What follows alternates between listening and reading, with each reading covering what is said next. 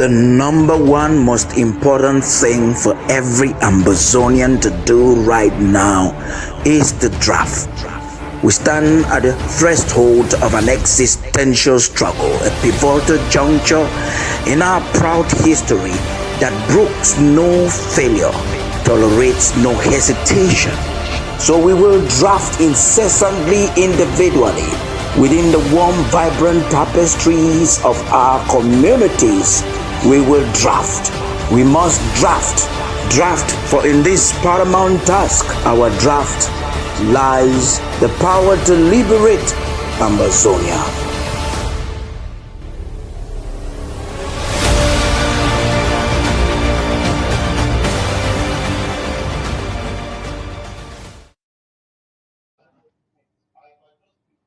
Good evening, fellow Ambazonians, ladies and gentlemen. You're welcome to this very important program. Tonight is the launch of the mega county draft, where all the counties are expected to come together.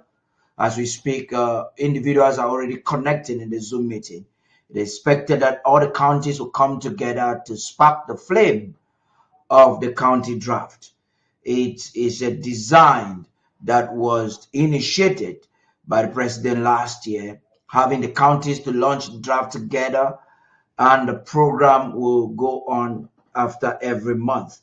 It is quite important that we take this evening very seriously. But before we even get into that, we have the lawyers here and a security official of Bui, most especially. We know that it's a powerhouse county that will be talking to us on some pertinent issue. First, two things have happened within the past 7 days, and we have to look into that this evening.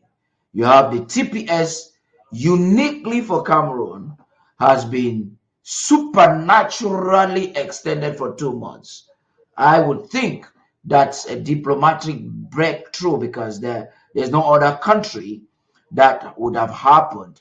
It is said that because of the effort made by the government through the lobbyists and all the congressmen, the 22 congressmen advocating for that, that was why it was extended.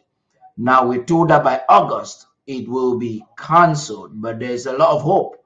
If Ambazonia could break through and have it extended for another 60 days, why not another 2 years? So as we're going to be looking into that, there is also a House resolution of May 03 that we will have to process. The House Speaker on Wednesday and myself had an opportunity to explain something about the resolution. But now we have the chairperson of the Judiciary Commission that is here this evening. He should be able to give to us a legal interpretation. We also have the state attorney, that's Barrister Fru John Nsoh, who should be able to give us the stance of government. How do these resolutions affect policy and enable the smooth functioning of government? These are some of the questions I'll be asking. But before we even dare to get answers, let's find out what Tabitha and Star Smart have for us this evening. Right after that, we'll commence the conversations.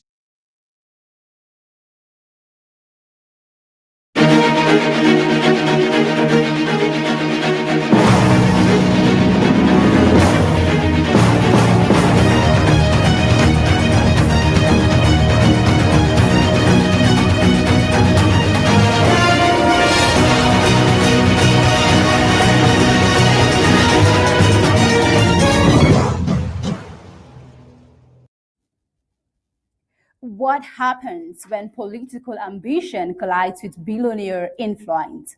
As President Donald Trump pushes a debt-heavy tax bill through a divided Senate, his public fallout with Tesla CEO Elon Musk adds fuel to an already volatile political landscape.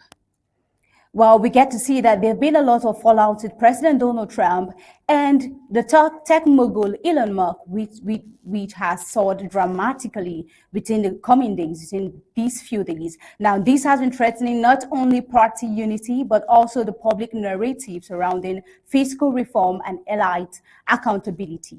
Well, as we delve into the details on Flash News tonight, these and many more will be explored.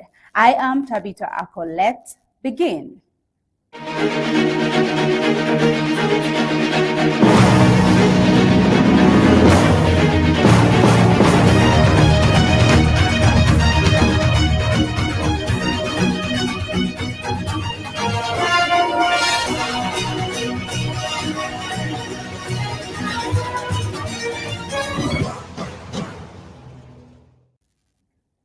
President Donald Trump stated on Friday that he has no intention of speaking with Elon Musk, signaling that their escalating feud, rooted in disagreement over a sweeping Republican tax and spending bill, is far from over. Now, speaking abroad Air Force One, Trump dismissed any immediate reconciliation with the Tesla and SpaceX CEO Elon Musk. He did, however, allude to reviewing Musk's numerous federal contracts, suggesting that the fallout could have far-reaching implications beyond personal tensions. Take a look. It's terrific. We saved hundreds of billions of dollars. It's terrific. And it's going further. I mean, I'd give you the answer actually at the end of 2 years, because a lot of it is out into the future.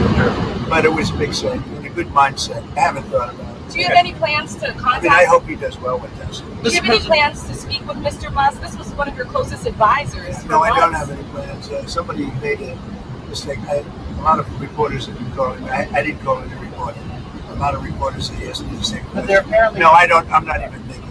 But there apparently were these efforts. This is what I read, to bring you and Elon back together. So those efforts are, where are they? No, there are halfway lands. A lot of people being killed. You know, when I left, we had no problem. We didn't have wars. We defeated ISIS 100%. Iran was broke. There was no Hamas problem. There was no Hezbollah problem. Israel wouldn't have happened, in other words. Russia, Ukraine wouldn't have happened. We had no inflation. And by the way, we have no inflation now.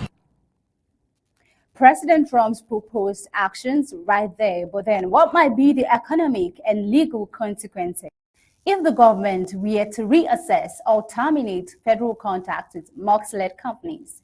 Now, according to a White House official, Trump is even considering selling the Tesla Model X he purchased in March, a gesture once symbolizing their alliance. Take a look.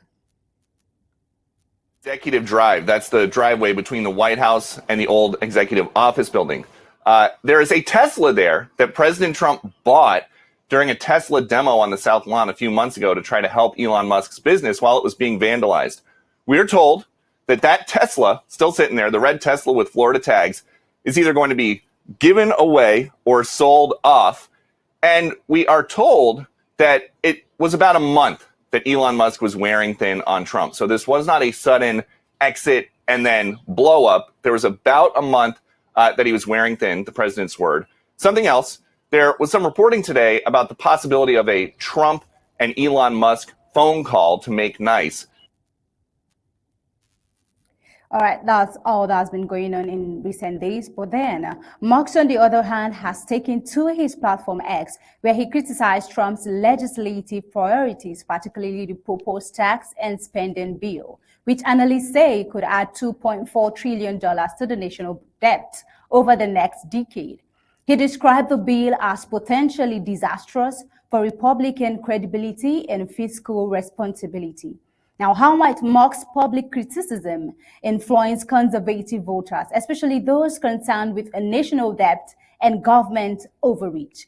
The rift between the two influential figures intensified after a public social media clash just a week after Musk was celebrated at the White House for his role as the head of the Department of Government Efficiency, a post in which he only achieved modest cuts. Now, despite Musk's previous financial backing of Trump's 2024 campaign and leadership in government reform, relations have sharply deteriorated. Trump recently revoked the nomination of Jared Isaacman, a Musk's ally, to head NASA. Sources familiar with the matter indicated that this decision was influenced by internal White House maneuvering, particularly by Personnel Director Sergio Jur, with whom Musk reportedly had a strained relationship. Now the White House refrained from directly addressing these internal dynamics, but praised Jur's overall staffing efforts. Meanwhile, Musk hinted at the formation of a new centrist political party, aiming to represent the 80% in the middle, a move that could further destabilize traditional party loyalties. Now, could Musk call for a new political movement, create a viable third-party threat, or will it splinter support among independents and moderates? Now we take a look at the feud. We see that the feud appears to be taking a toll not only on political alliances but also on the markets. Tesla's shares dropped 14% on Thursday, wiping out $150 billion in market value, the largest single-day loss in company history, though they rebounded slightly on Friday. Well, Trump initially remained quiet while Musk campaigned against the bill, but later expressed disappointment and floated the idea of terminating federal ties with Musk's companies, including SpaceX and Starlink. Now, Musk escalated matters by also threatening to decommission SpaceX Dragon spacecraft, the only current U.S. vessel capable of transporting astronauts to the International Space Station, before walking back the threat. Now, how will the loss of SpaceX capabilities affect the United States space operations and international partnerships like NASA's cooperation with global space agencies? Now, we look at this dispute. The dispute also carries political consequences. Musk has indicated he will scale back political donations, and his withdrawal of support could complicate Republican efforts to maintain control of Congress in the coming midterms. Now, there are already signs of unrest, with protests erupting at Tesla sites over his continued political involvement. Also, House Speaker Mike Johnson, who has reportedly committed to Musk, expressed hope for a resolution, emphasizing that policymaking and entrepreneurship should not be conflated. Also, investor James Fishback has called on Musk to apologize, while most of Musk's usual allies have remained silent. Moving on, as the Trump-Musk feud unfolds, it raises critical questions about the intersection of political influence, corporate interest, and democratic governance. Whether this clash is a passing disruption or the start of a broader realignment, it still remains to be seen. Well, moving over to Africa. On African scene, Red Cross shuts Niger offices, withdraws foreign staff amid junta's expulsion order. See that the International Committee of the Red Cross has officially closed its offices in Niger and withdrawn all foreign personnel, following an expulsion order issued by the country's military junta in February. Although the order was issued 4 months ago, no official explanation was provided at the time. The ICRC made efforts to engage in dialogue with Nigerian authorities to clarify its operations and seek a resolution. However, those efforts failed, culminating in a complete shutdown of activities and departure of staff. Now, until May 31st that Niger's junta leader Abdurrahman Tijani publicly justified the expulsion on state television, accusing the Red Cross of allegedly meeting with terrorist leaders and providing support to armed groups. Now, the organization denied these claims, insisting its interactions with all sides in conflict are solely for humanitarian purposes and that it does not offer any form of support to armed groups. Now, this development raises several questions. What impact will the Red Cross withdrawal have on the over 2 million people in Niger who previously relied on its humanitarian services?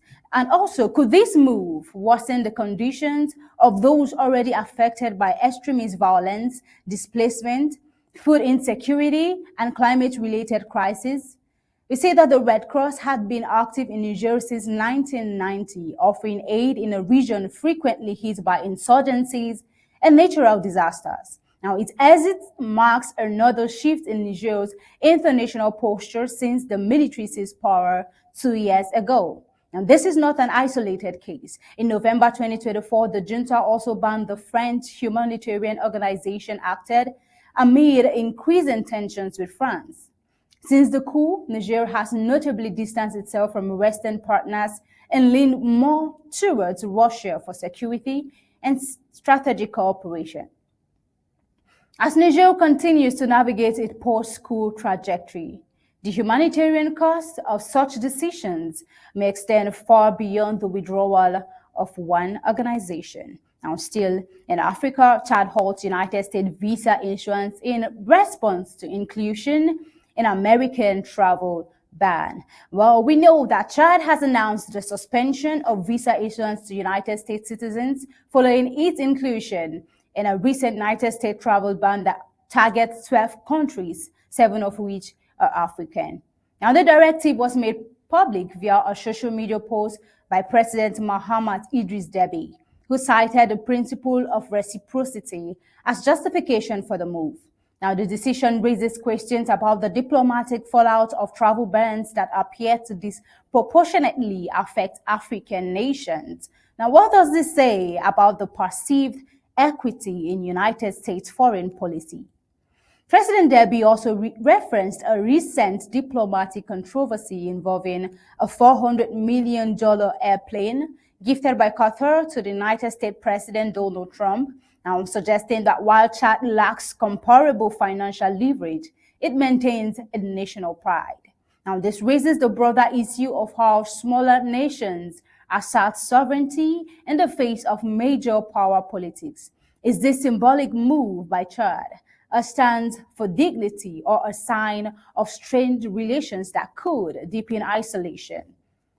Now, the United States administration's updated travel restrictions, which is part of a broader immigration policy shift, have prompted a flurry of actions across the affected states, especially in Africa.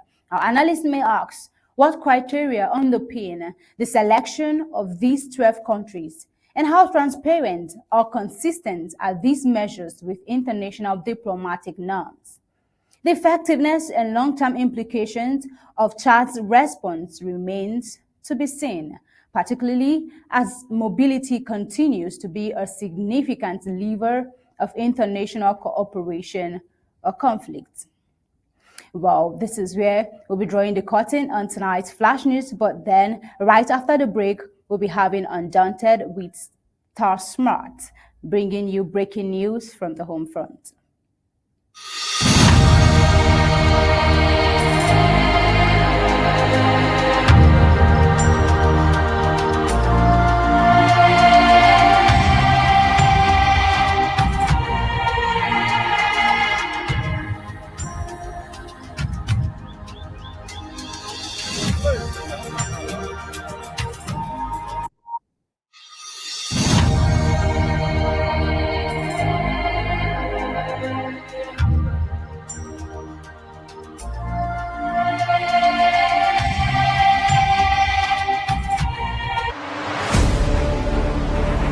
The number one most important thing for every Ambazonian to do right now is the draft.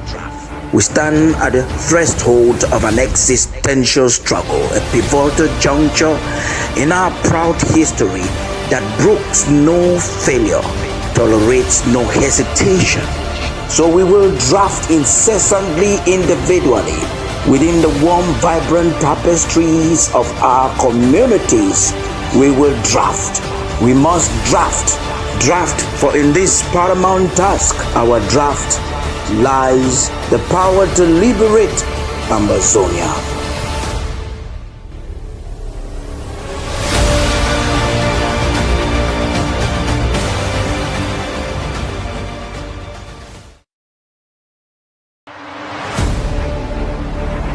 The number one most important thing for every Ambazonian to do right now is the draft. We stand at the threshold of an existential struggle, a pivotal juncture in our proud history that brooks no failure, tolerates no hesitation. So we will draft incessantly individually within the warm, vibrant tapestries of our communities. We will draft. We must draft. Draft, for in this paramount task, our draft lies the power to liberate Ambazonia.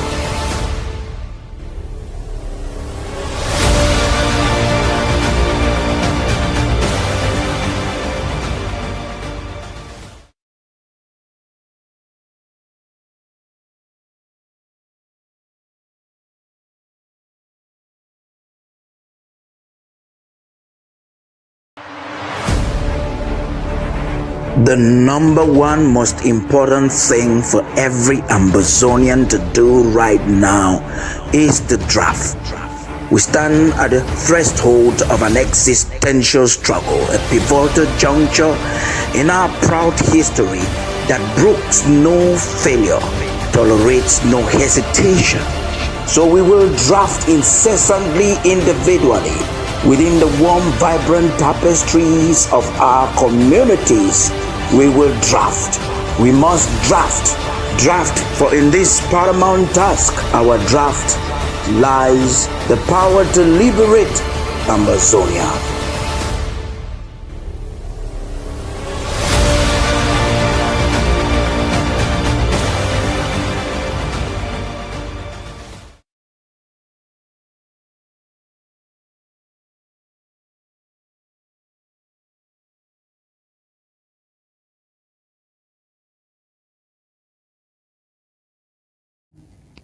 Thank you so much, Tabitha, for that wonderful news report.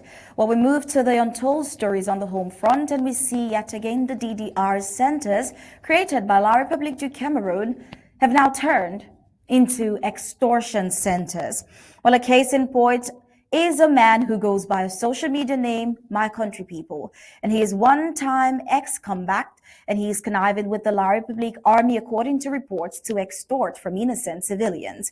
Now, these so-called ex-combatants never dropped their weapons to go to the DDR centers and quit the struggle. They simply saw a money-making venture in complicity with the colonial army and surrendered only to join them. Now, according to reports, he, together with others, are now using the revolution to earn money from extorting their targeted people, most business magnates. Now, they go around with colonial military fatigues and weapons, creating motives and fabricated allegations, abducting their victims and taking them to the colonial gendarmerie post, where they will accuse them of supporting the Ambazonian fight. Well, reports also suggest that this is what is happening in counties like Meme, especially around those Mbonge areas. They target influential people like cocoa buyers and traditional counselors in the Mbonge areas. Now, after abducting their victims and accusing them of supporting Ambazonian State Army, they then threaten them to pay huge amounts of money or go to Boya Colonial Prison, or will be taken directly to Yaoundé Kondege Maximum Prison. Now, their victims have no choice but to free themselves by paying money after serious negotiations and pleading. The heart of colonial army has shown to not care for Ambazonians, from fighters to free homeland to blacklegs and traitors, from freedom fighters to killers of their own people. This is the story of what the DDR turns supposed former and ex-freedom fighters. But before we get into the next reports, we have our panelists ready and waiting. We'd like to get your thoughts on these, Barrister and Mbeseha, looking at the bigger perspective to this and seeing that these so-called DDR center, which is supposed to be a disarmament and demobilization center, has turned into a center where they ultimately take these ex-combatants and use them for nefarious purposes, such as this kidnapping for ransom. Todd, you've talked about the DDR time and time again. Would like to hear your thoughts about the DDR center in its entirety when it comes to La République. Barrister Mbeseha, please. Yeah, thank you for having us once more. We hope to make our valid contributions as we move on.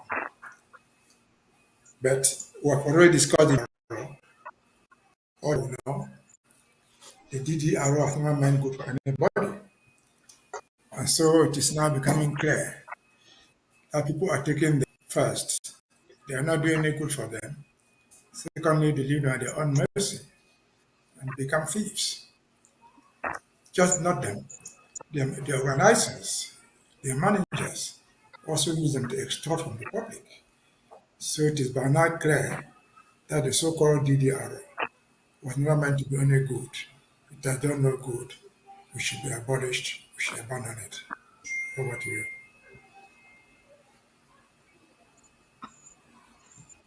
We see something about the DDR fighters who were once Ambazonian State Army. They were fighters of the Ambazonian struggle. And now we see them, some of them anyways, who were gullible enough to be deceived by the gendarmerie and the colonial forces to turn into their minions, all in the name of being a part of the DDR centers. What are your takes on this and what do you advise? Commander Elvis, please. Are you talking to me or to me? Oh, thank you very much, Star Smart, for that opportunity.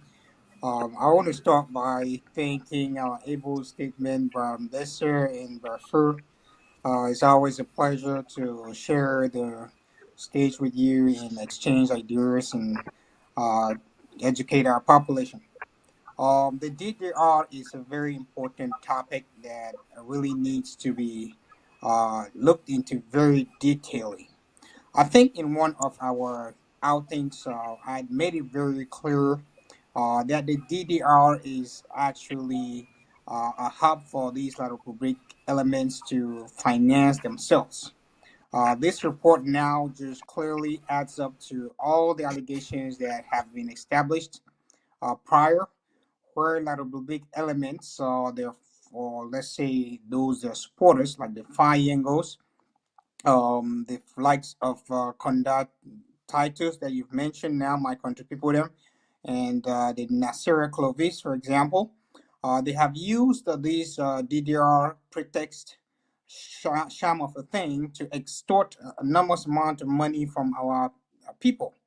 The way they go around this is you can imagine a scenario where Clovis would call an influential person in Meme and act like he's an Ambazonian fighter and ask the person for some support. Once that person renders him support, he would now use that as evidence that that person has supported the Ambazonians and turn now to be a La Republique representative and now use his military attaché to force that person to pay some huge ransoms. Otherwise, he would be killed or exposed. And when our people are faced with those kind of dubious acts, they have no choice but to succumb to their demands. And that's how they extort a lot of money from our people. There are millions of people that have gone through these extortions. They are sometimes unaware because they might be, they're willing to support our Ambazonian State Army, but when hoodlums like those Nazira Clovis come in with those tricks, they end up extorting even more, many more millions from these people. Um, we have also been able to educate a lot of our population not to receive any calls or answer any such calls from people that are asking for any money over the phone. By now, Ambazonian State Armed Forces or Army have established channels for making sure that they get support. And that is why events like the draft that's being launched today is very important for this course. It helps to alleviate that risk that our people find themselves into trying to help with a good heart and end up being victims of scams. And it helps us to be able to direct our resources directly to where they're supposed to go and not making our people have to wonder how they can support. We clearly present to them the means to be able to support, and going through that route becomes very safe for them and for our Ambazonian State Army as well. So again, this DDR center is a big sham. A lot of families from these very rich people that are representing La Republique as well. They take fighters or family members and include them in the DDR program, so they can charge the government from La Republique for having, removed them from the bush, because for every one person or every one civilian that they claim to have extracted as an Ambazonian into the DDR center, they have some sort of financial benefit that La Republique pay them. So they go around getting their family members and friends, relatives, and bringing them to the DDR center to present to La Republique as Ambazonians that have surrendered. And we all know that that is a lie. So again, thank you, ABC, for exposing them wherever they are, and we're really grateful to be here to join you in sounding the alarm bell, so the international community clearly understands that these centers are of no good to the Ambazonian and for what they stand for. Over to you. Thank you so much, Commander Elvis. That light you shared was something worth the ears of every single Ambazonian out there. Oh, well, we see other concerns on the home front when we talk about security. The daily shootings in Ambazonia has become more rampant since the inception of this war. We reported on Tuesday about a disturbing report that said a young boy had been shot near the Anglican church in the Libyan Quarter, and the incident occurred around 7:30 that evening. Sources on the ground told us the boy was unarmed. This comes after a day of heightened tension in the area, with the colonial military reportedly carrying out house raids and pressuring residents to register for the upcoming colonial elections. Now, while the exact circumstances remain unclear, the possibility of a targeted killing by the military or the boy being caught in crossfire between state and colonial forces is being investigated. But then a team working to gather more information will bring us updates as this particular report develop. But then in another related development, around 8 p.m. on Sunday night, chaos erupted at the Asanji Plaza snack bar in Mile 4. In Queen, unidentified gunmen burst into the establishment and opened fire in the building. Mr. Asanji Melvin Tenning owns the bar, which was full of customers enjoying their evening when the attack unfolded. Now, witnesses recall hearing multiple gunshots, immediately sparking panic as people scrambled to escape. Unfortunately, one man who was identified as a bike rider died instantly, and several others sustained injuries during the incident. Now, eyewitnesses recounted that the assailants specifically asked about the bar owner before quickly fleeing the area. The identity of these gunmen remains unknown, and local authorities have launched an active investigation. But then this assault is particularly alarming, especially given that Mr. Tenning himself was a target just last August, barely surviving an assassination attempt after being shot twice in an ambush. Well, such acts have unfortunately become a brutal norm in Bamenda since the crisis spiraled into this open warfare we're seeing today. Now, Barrister Fru, just leaving off from where Commander Elvis spoke on the DDR Center and the colonial forces trying to make Ambazonians victims just for some financial gains, accusing Ambazonians whether they have any proof of these innocent Ambazonian civilians being associated with the Ambazonian State Army or not.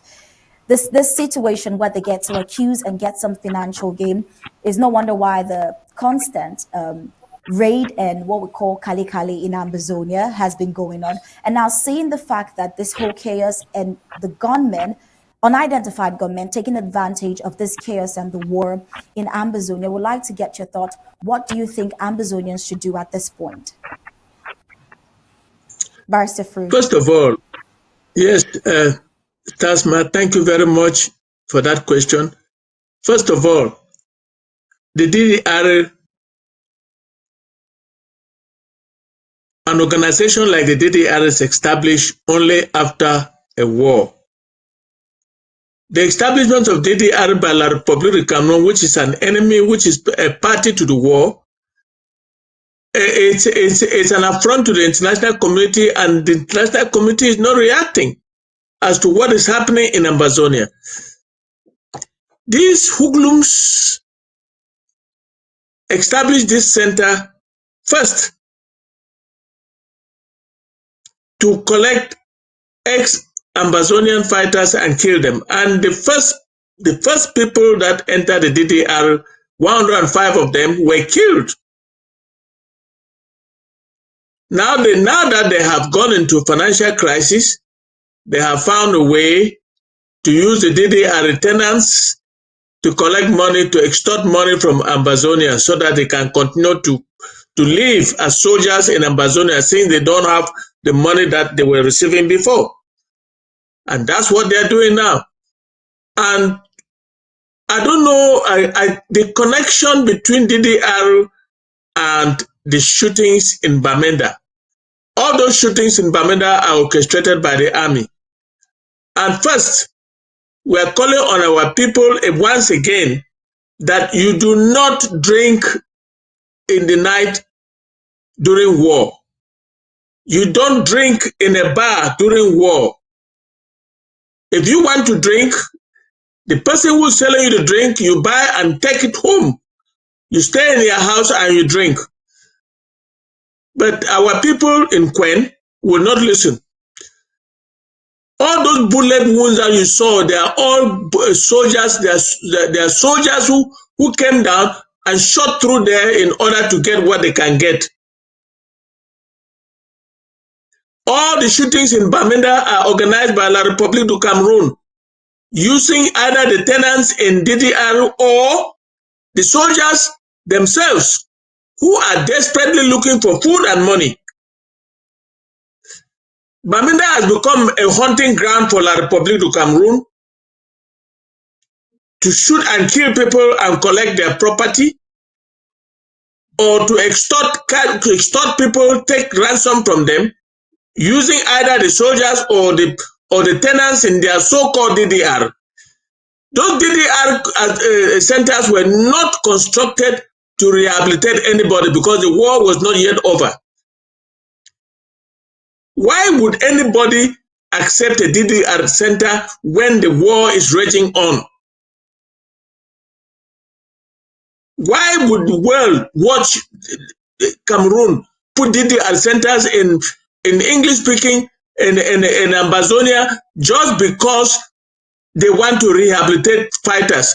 You are rehabilitating fighters when the war is still on, or you are collecting our people and putting there and killing them. And if you are not killing them, you are sending them out to go and extort money from innocent Ambazonians. This is the dirtiest war that the world has seen, and nobody is talking. La République du Cameroon is a very dirty regime. They have run out of money, and they can now send their soldiers to extort money from the population. And in the course of it, they engineer the killing of extrajudicial killing of our people. And once again, we are calling on all the people in Bamenda, in the Bamenda Metropolitan Center, do not drink in the night during war. Do not go to a bar during war and sit there and drink. Do not go out for anything. Please stay home at night, because that is where the hoodlums go out and look for who to kill and who to extort money from. Yeah, Barrister. Thank you very much. Couldn't have said better. Looking at the fact that indeed bars in Ambazonia generally have been one of the highest targets, that would be a very proactive step moving forward for every single Ambazonian on the home front.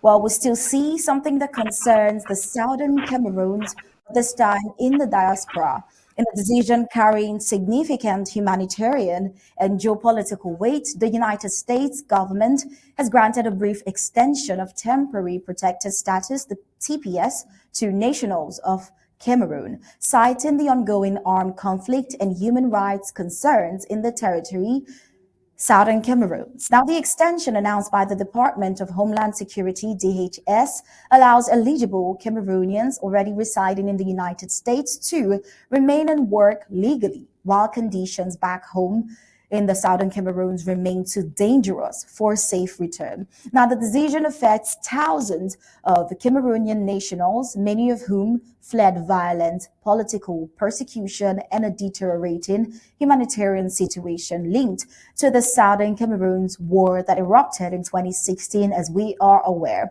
The Southern Cameroons crisis began when the French-speaking government, the La République government in Yaoundé, violently cracked down on the peaceful protest by the former British Southern Cameroons minority demanding reforms and autonomy. Now, what followed was a deadly escalation into full-blown armed conflict, with armed movements seeking the restoration of the former British Southern Cameroon's sovereignty.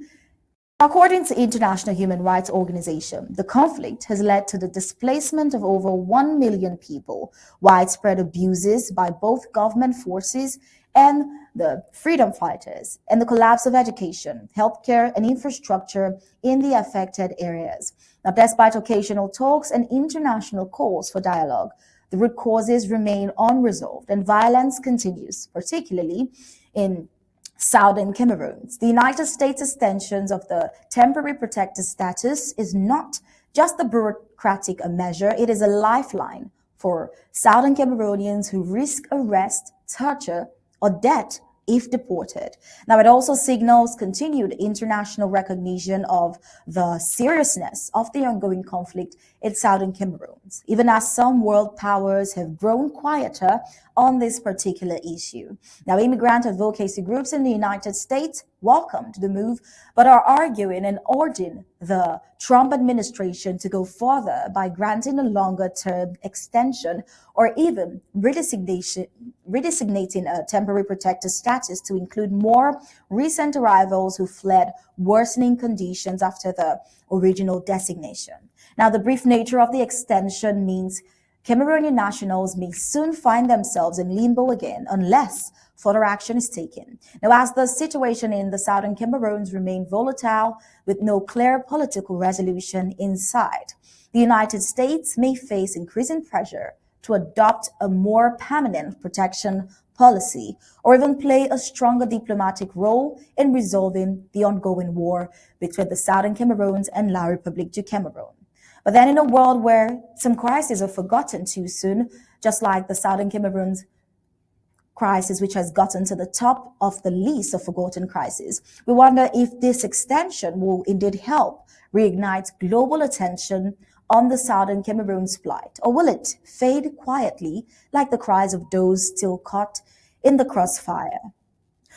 Well, we'll leave this question for you, Barrister Mbeseha, to give us an answer. We want to know how soon do you think, is it going to happen anytime soon? Is the United States going to get involved even more diplomatically? Or do you think any other international powerhouse would get involved to see to the end of this too long now, lasting war between the Southern Cameroons and La République du Cameroon? Barrister Mbeseha, what do you project? Well, it's very difficult to project because we're not part of the American administration or any other foreign authority. But what we do, and what is within our own competence, is to sell our case, to make them know what it is, what the danger we face if we go back home. It's not that they are very aware, they are aware. All these things we call international community are countries. A good number of them have embassies in Yaoundé. They have the American embassy in Yaoundé. They have the French embassy, the British embassy. They are aware of it. How them act is what is our problem. And so we can only act. We're not going to relent our efforts. We're going to do what we do if we can. But talking about the TPS again, the danger of going back home in August, because it's extended to August, it's even more dangerous from August going on. because we know back in the so-called Cameroon, there are elections to come, presidential elections in October, which makes the environment very hostile, most particularly for Ambazonians.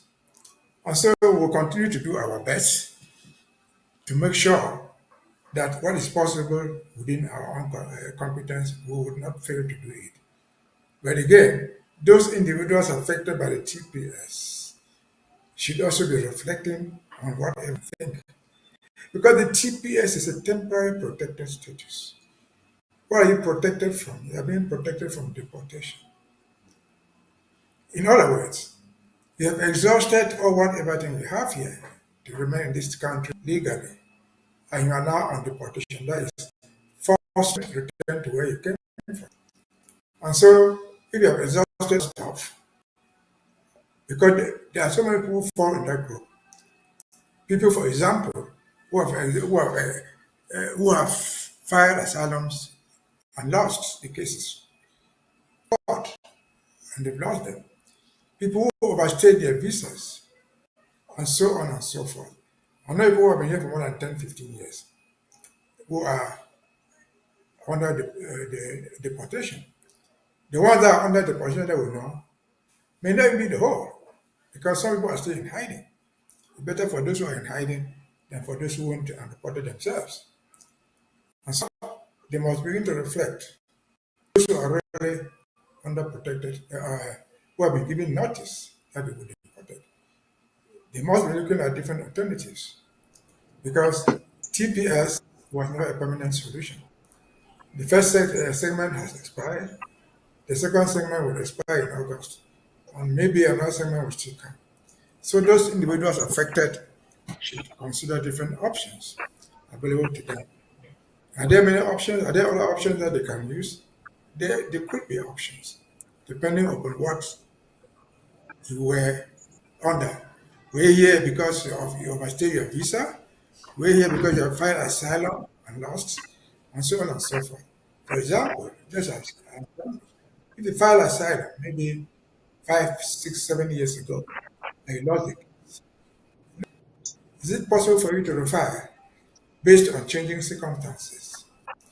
What do you file against in the 1990s or even today?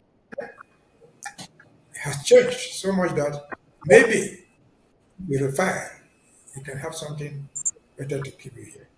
These are different options, which will depend upon the individuals. And so again, we can all do what we can. We don't even know them. We don't know most of them. And when they came to this country, this thing we call Ambazonia struggle was nothing. We know they were working, but they never guessed with us. But the few who have linked up with us, we've tried to do the best we can. Again, we'll continue to put in the effort. Back to your question, whether the international community will. Yeah, Mbeseha. Mbeseha, I understand that the government ad hoc committee. I don't know. You can hear me, right? I understand that the government has an ad hoc committee that helps right now that helps those who are seeking for these status. And we do understand that what has happened now is a diplomatic breakthrough. To some extent, though it's just some 2 months.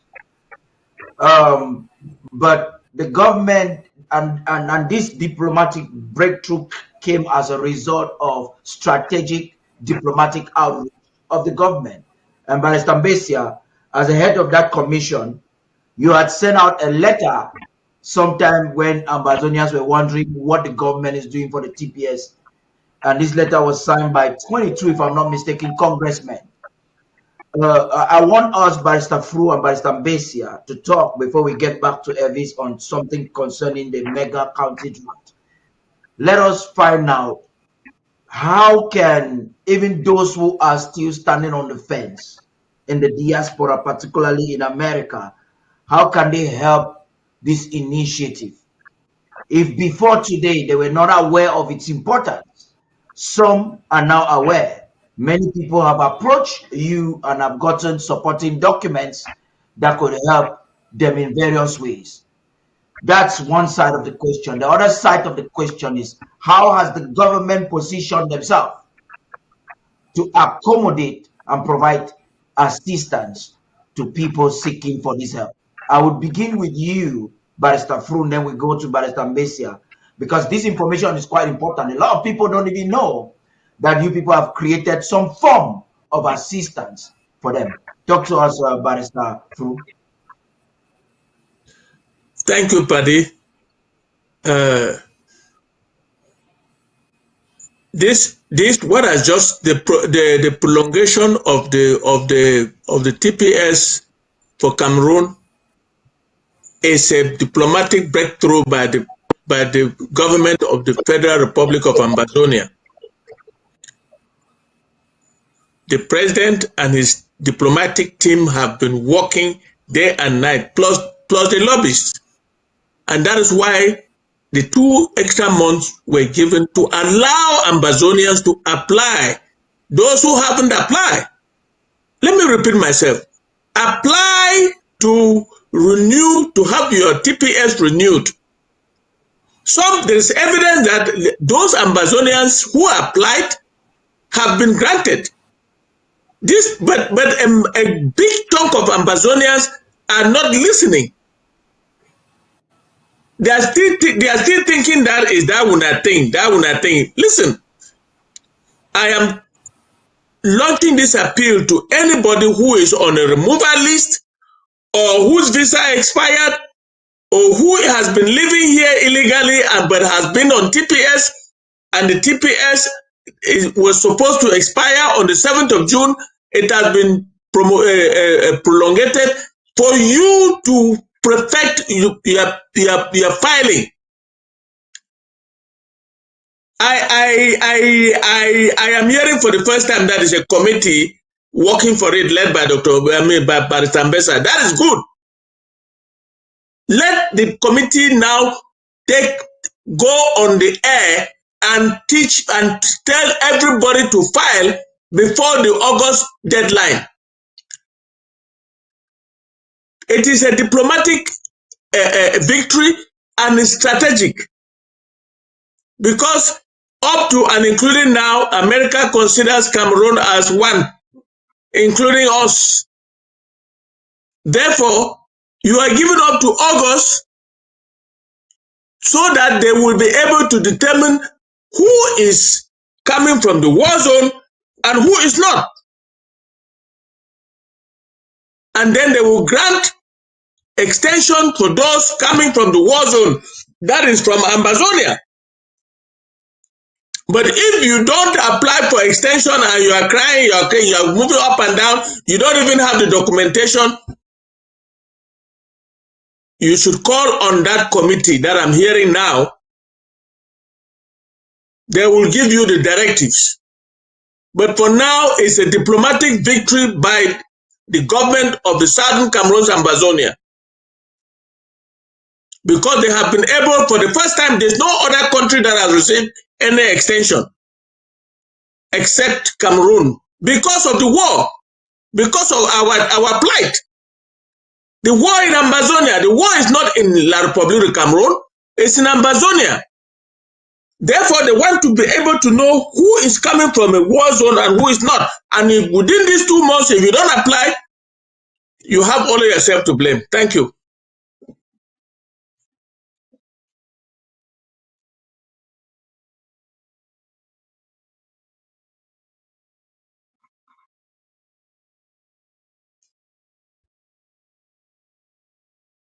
Paddy,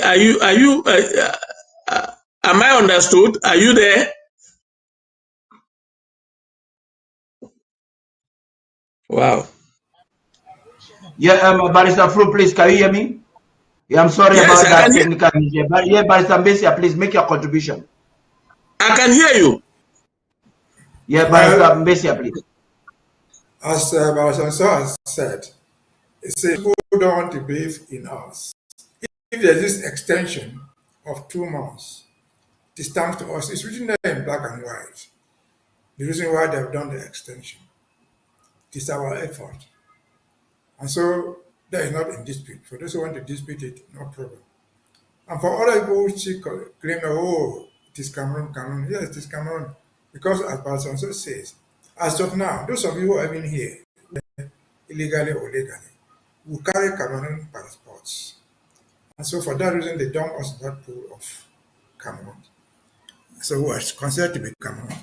And so what is happening in Ambazonia is happening in the context of part of Cameroon. But again, the application is to be on individual basis, because even deportation has its own rules.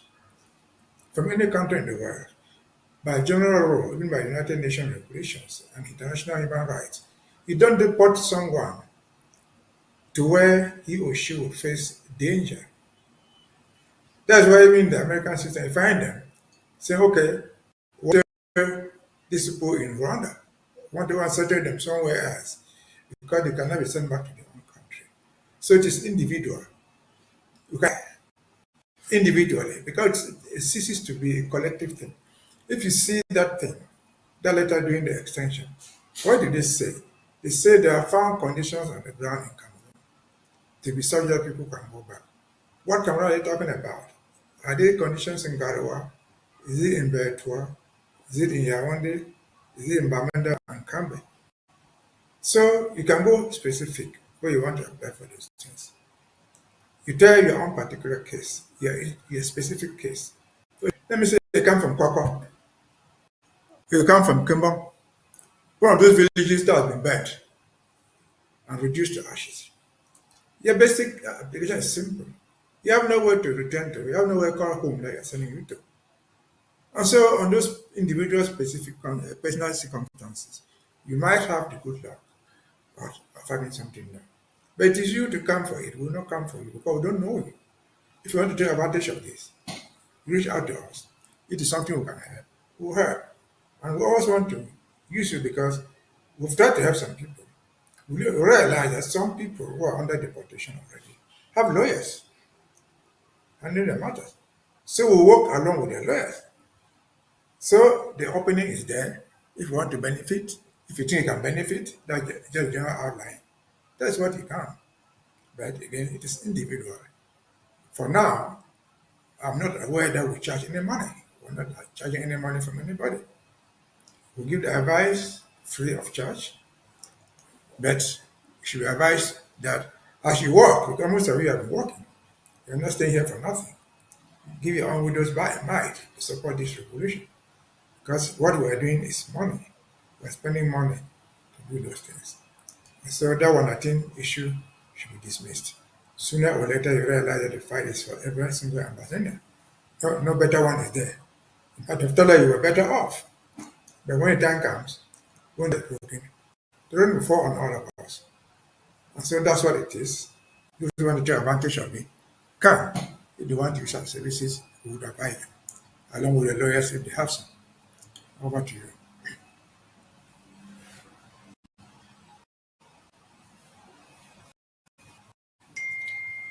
Over to you, Paddy. Yeah, Barrister Mbeseha.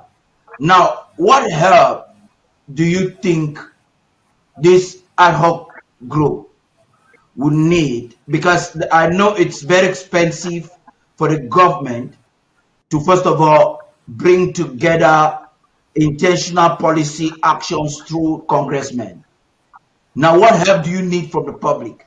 How strategic can we? I'm asking the both of you, barristers. I think I should begin with you, Barrister Fru, and then Barrister Mbeseha can support.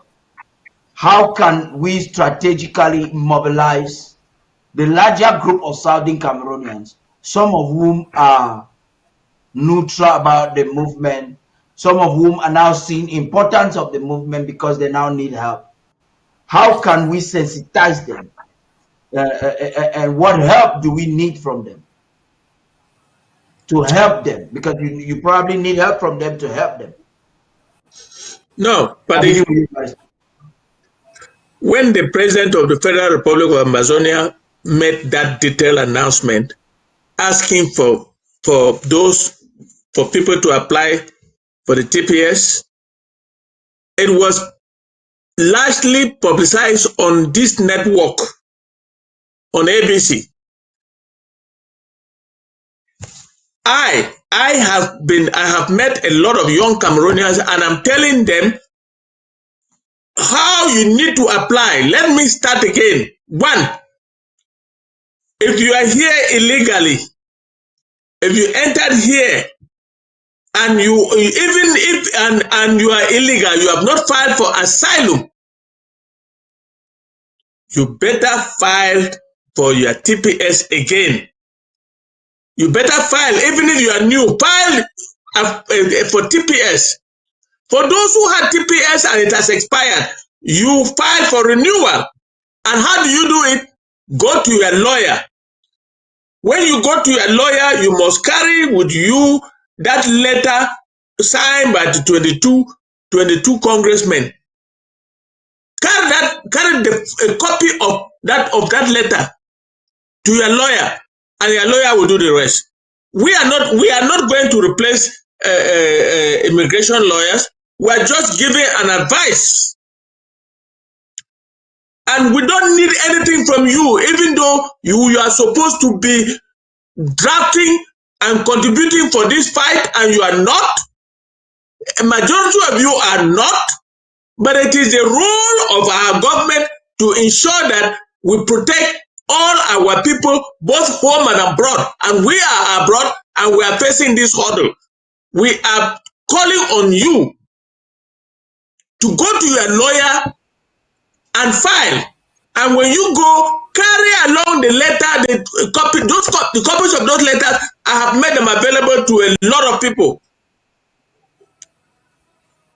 You just need to print it, take it to your lawyer. Your lawyer will do the rest. But most immigration lawyers have that letter. So if you go there, he will go on his computer and he will get it out and will file for renewal for you, or will file a fresh application for you. This is the message I have been working day and night trying to pass to these young people. But nobody, some of them say, that would I think, we don't know whether it will work. All that is your business. It's individual. If you don't believe in us, stay without filing and see where you find. By August ending, you find yourself in Cameroon. There's nothing we can do, buddy. We are not asking for money, but we are only encouraging you to be part of this fight. If you are not part of this fight, there's no problem. Our role as a government is to take care of all our people. Whether you love the government or not is immaterial. We are giving you this information.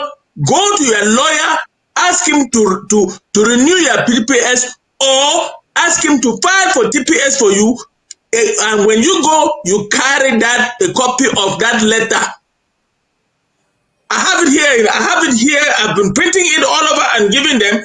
And some of these people, they look like people who don't care. They think that we are dreamers. Now, Barrister Mbeseha, I do understand that aside from that letter, there is a note that comes more like an attestation. I know you comment more on that, and the government can be contacted to have that extra attestation supporting the claims, the criteria that is required for any Ambazonian to get it.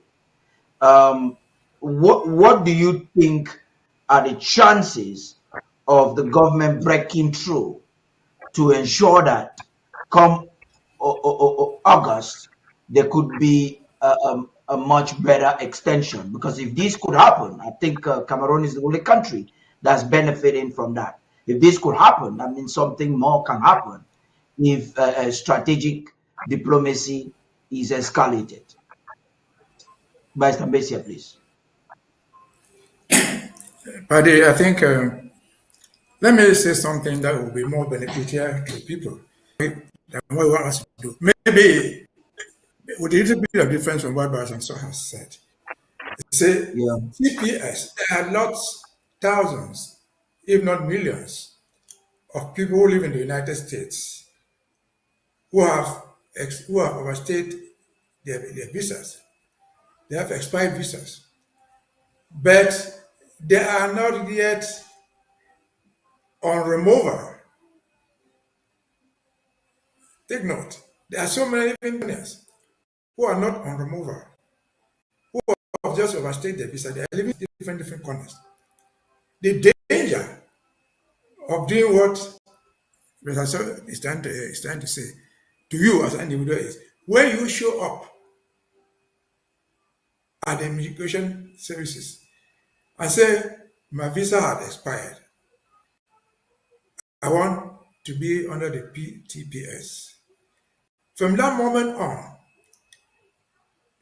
they know where you are, the way you, something on you, that will trace you where you are. They can no longer escape. You'll be forced to report to them from time to time. That is, they have identified you. Yeah, at least because they will take your information. This is Paddy reporting here. He lives in this street. These are the telephone numbers to contact him. And so this thing of deportation, some of it will come and pass. I'm not sure this administration will deport 11 million people. So the risk of going all by yourself, those people who have removal notices are the ones who are fighting under the TPS, temporary protected from removal, because you are not yet on removal. You don't even know where you are. They don't even know where you are. And so those people are illegal. They can have other means to overcome their problem, more than coming to report themselves at the immigration. So if you are just a man whose visa has expired, who came here 5-10 years ago, as I've just said, it's possible for you to say my visa has expired. You file an application for asylum then, and say I came like this. You tell the story. That story that you tell will be application for asylum. Maybe it will be rejected, but the whole process of getting to the final rejection, from the hearing to the court to the appeal, could take years. And so if you go all by yourself to say, look, I've been sitting in California or New York, my visa expired, when they didn't even know you, they'll identify where you are, they will come for you. So my advice personally is specifically to these people who are on removal. Those who are on removal already, they know themselves. They have been given notice. In fact, they are the ones reporting to immigration periodically. They say, go and come next month, go and come next week. So because they trace you, these are the ones that are seeking temporary protected status, which is already there. Because they are being, again, they are seeking protection from immediate removal. If you're not yet on removal, I advise you don't come from a hiding place and say, well, my visa expired, where I lost my asylum, or what about it? And I think it will depend on me now. Until you are giving a removal, talk to your lawyers if you had one, before you go up and report yourself. That's my easiest advice. Okay, Paddy, a little bit of explanation, a little bit of addition. You go ahead, please. If you have already filed for asylum, please do not file for a TPS. Let me repeat myself. If you have already filed for asylum and your case is in court, do not file for TPS.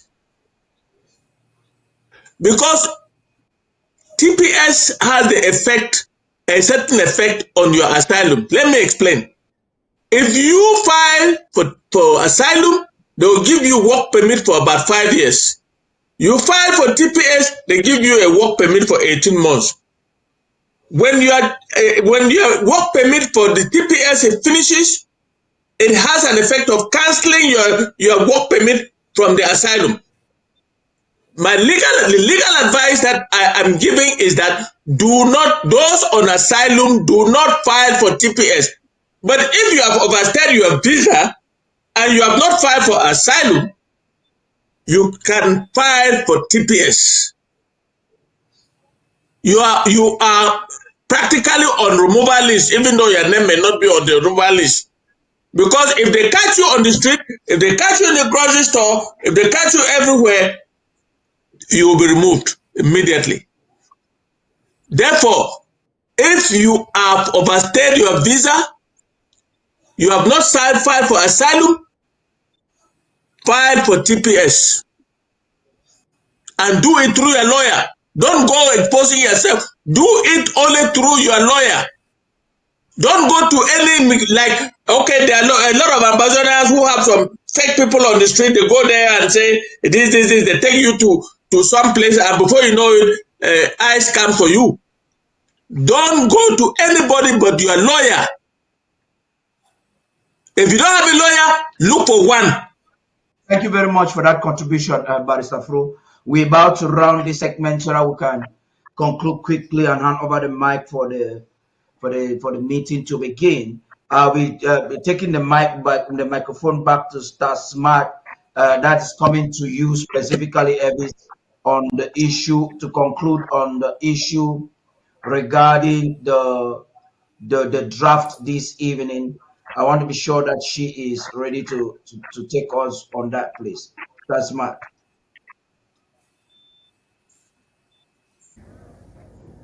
All right, thank you, Director Paddy.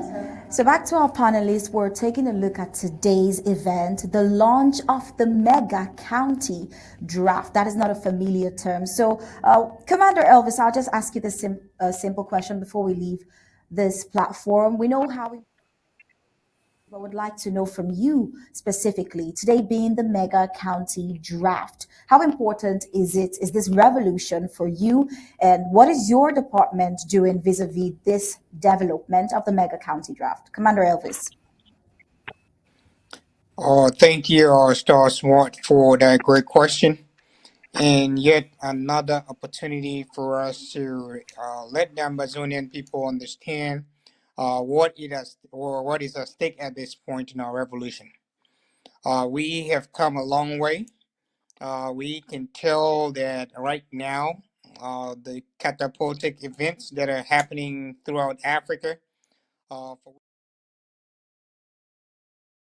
it's an opportunity for us once more to galvanize ourselves, to rally ourselves, and provide that financial lifeline that our Ambazonian State Army so desperately need to be able to take this fight to the enemy.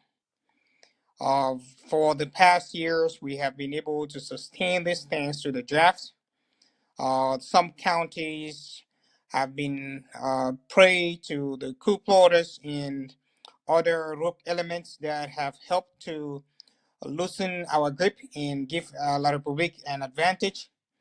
But for those that have held strong, we have counties like Bui, Fako, we have Mezam, Ngoktunja, Boyo, just to name a few, that have been resolute, that have stood firm, and they continue to hold the fire. This again is another opportunity for us to again galvanize ourselves from the counties, the local government areas, all the way to the top. And the main purpose of this draft is to help our people. We have a lot of refugees. We have a lot of people that need our assistance. We could see during the report that just came up how our people are being killed in neighboring La Republique, the situation in Bangem to be more precise. We all need our people home. Our people cannot come home if the place is not safe enough for them. We want them home. We don't want any of our people to die over in neighboring La Republique because they had to run away from our land to go and die in the enemy's camp. So for us to be able to provide that safe environment for them, our only option is to make sure that our Ambazonian State Army, who have come a long way, are properly equipped and fully ready for the task ahead. The task is daunting, but I can assure you that they have done an excellent work with the limited resources that Ambazonian people have been able to bestow upon them. At this time, again, we come begging to the Ambazonian people that their sons and daughters, they are desperately in need of their support. Nothing is small. Those that need medical attention, they'll be attended to.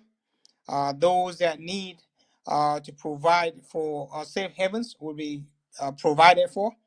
And of course, the Ambazonian State Army would be a true representation of who we are. We are people of dignity, we're people of respect, and we're people that love ourselves. So coming together to be able to support our forces is just one other way for us, especially that are not at home, that would be able to share in the pain and burden that our people back home are facing.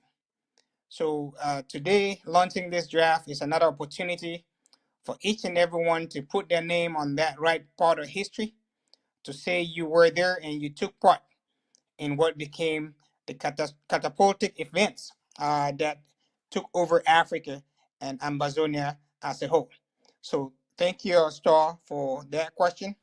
And I'll hand the microphone over back to you. That's amazing there. We're getting into a very important conversation that I need the minds of the lawyers and every patriotic Ambazonian like you, Elvis, can also make contribution. It has to do with us educating the public, getting government perspective, getting legal interpretation of the resolution of the House. How do we enable the government to function appropriately during this time of war? And that conversation regarding the May 3rd resolution of the House will begin right after the break. Stay tuned. The number one most important thing for every Ambazonian to do right now is the draft. We stand at the threshold of an existential struggle, a pivotal juncture in our proud history that brooks no failure, tolerates no hesitation. So we will draft incessantly, individually, within the warm, vibrant tapestries of our communities. We will draft. We must draft. Draft, for in this paramount task, our draft lies the power to liberate Ambazonia.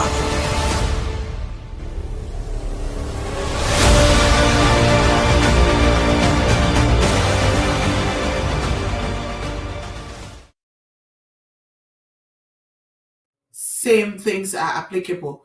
Fellow Ambazonians, good evening, good afternoon, good morning, whenever you will be listening to this documentary or explanation that comes from the House. To go back to what Director Paddy was asking, what's the rationale of all what is happening? About, let me say, 2023,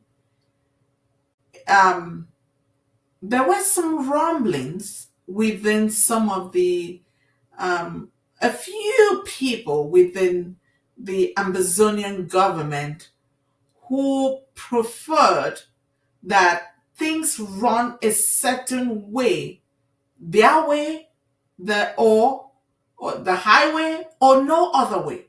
If things didn't run the way they wanted it, then they were really bent at destroying the workings of the government.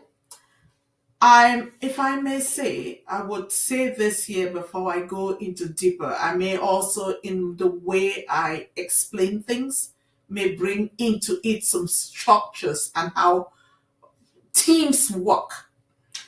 A team cannot be effective. Think about a football team. For us in the US, we call them soccer.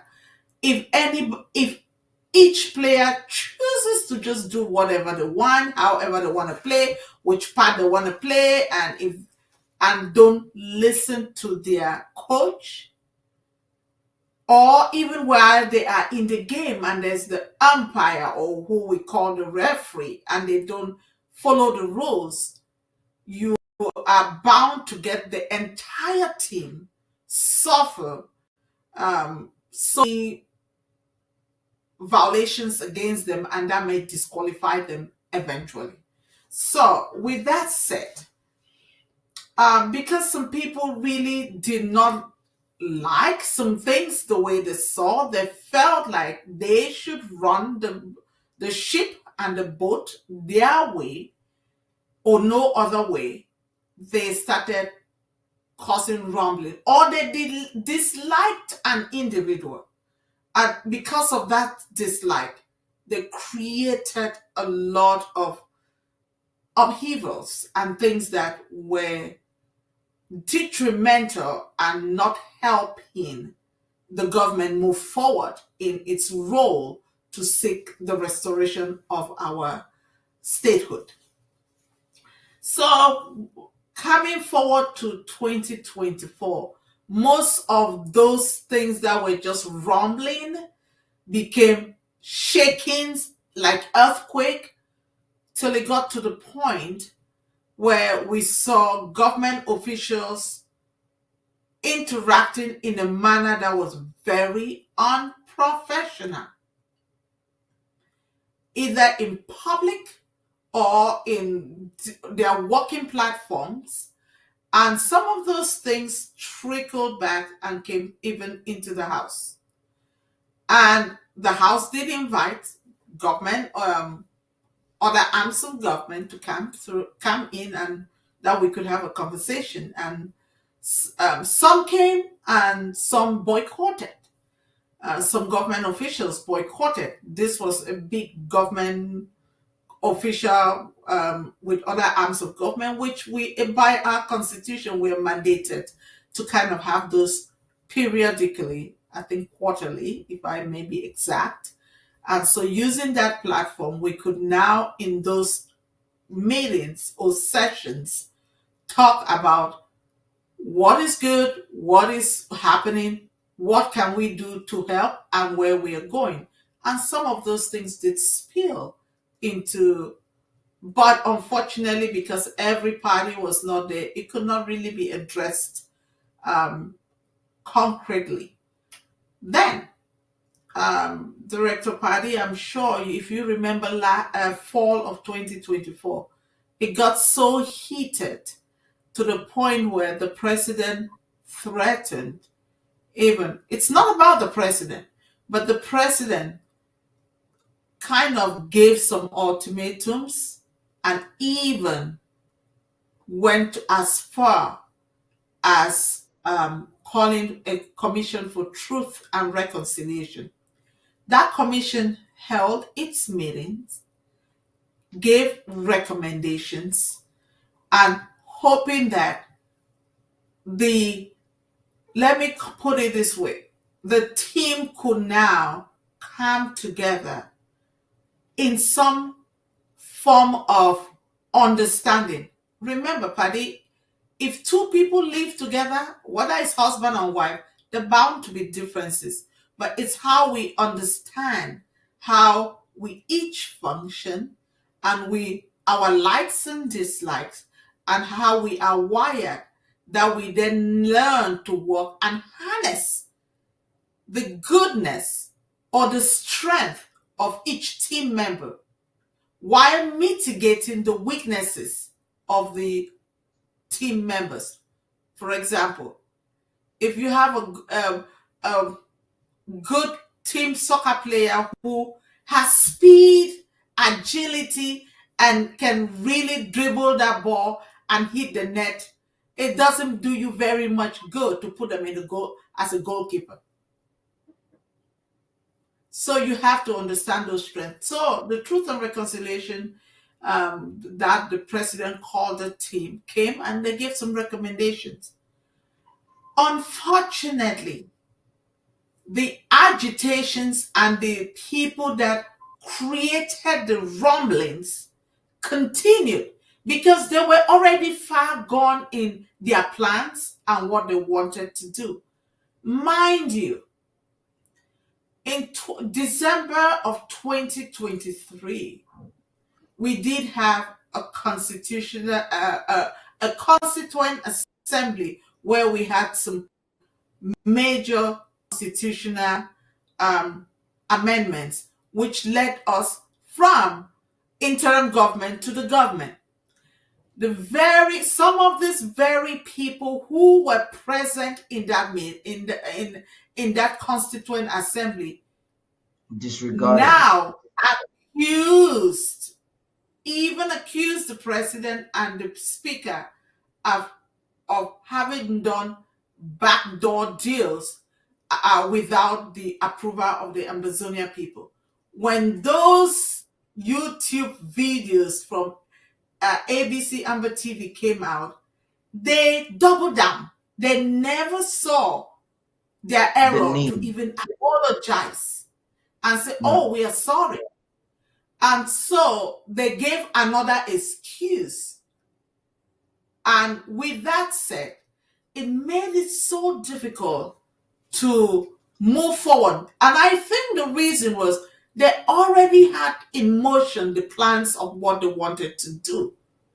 And in that plans, any other thought of reasoning or evidence that was brought to debunk what they had said was not reasonable, and it could not bring them to reason. They already had things. If I get you very clearly, Madam Speaker, I know you're surely reading from somewhere, but maybe you want to people want to look at your camera so that your camera is up. I'm sure, so that the people can actually get to see you talk to them. Yes. So from what you just mentioned right now, you are saying that it was every action of this group of people that a resolution is now asking government to take action or asking them to resign, be removed, be impeached, whoever it is. You're saying that they had premeditated ideas, pre-planned ideas. So nothing could appease them. No matter of argument could have brought them to reasoning. That's if I get it clearly, that's what you're saying. So I'll get into that. I want us to start off with Ma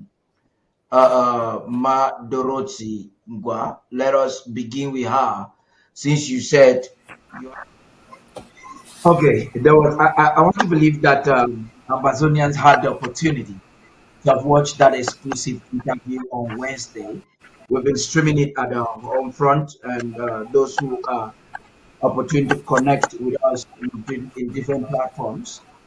The long and short of it all, what we got that led the House to those resolutions that I'm sure you would have read the documents, is that these individuals were called upon, and the objective of the House was not just to call for a reprimand, but to see the same effort of the Truth and Reconciliation was to try to see some reason, to see if there could be remedied from the direction they are going.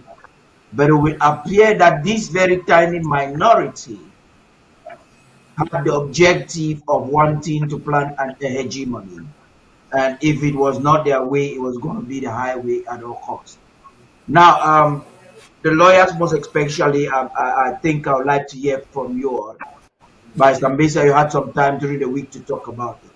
But I have very more challenging questions I'm asking the both of you, because very technically the both of you are implicated.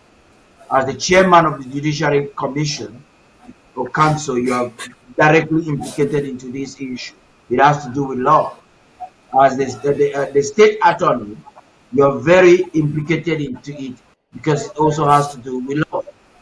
There are Ambazonians who are concerned with the government's approach and rationale. Now that the House, the elected representatives of Ambazonia, has voted, and I'm told it was 100%, an overwhelming vote for government to take action. First and foremost, you may want to comment on that resolution and the objective of it. But first and foremost, what will be government procedure to see through this resolution? Is it going to be another document? I know the Truth and Reconciliation gave a recommendation. Now, the House has given a resolution. What's the power of this resolution from a legal standpoint? vis-a-vis our constitution or orders in council? I will begin with you, Barrister Mbeseha. I don't know why you begin with me, but let me just make my input because from where I am, I seem to have first-hand knowledge about everything that went on. Okay. As chair of the Judicial Council, as chair of Yeah. the Truth and Reconciliation, I heard people Yeah. speak in the commission. People call me privately, and so I know everything that happened there. I'm also a member of this.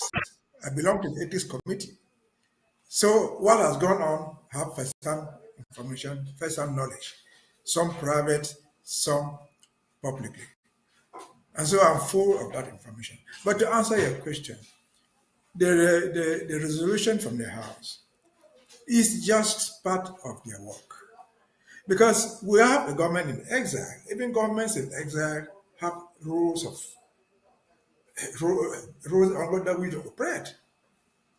As the speaker says, even an ordinary football team has a manager, they have a coach, they have a captain who will tell you play left right, play 4-5, play 2-3, take out this, take out that.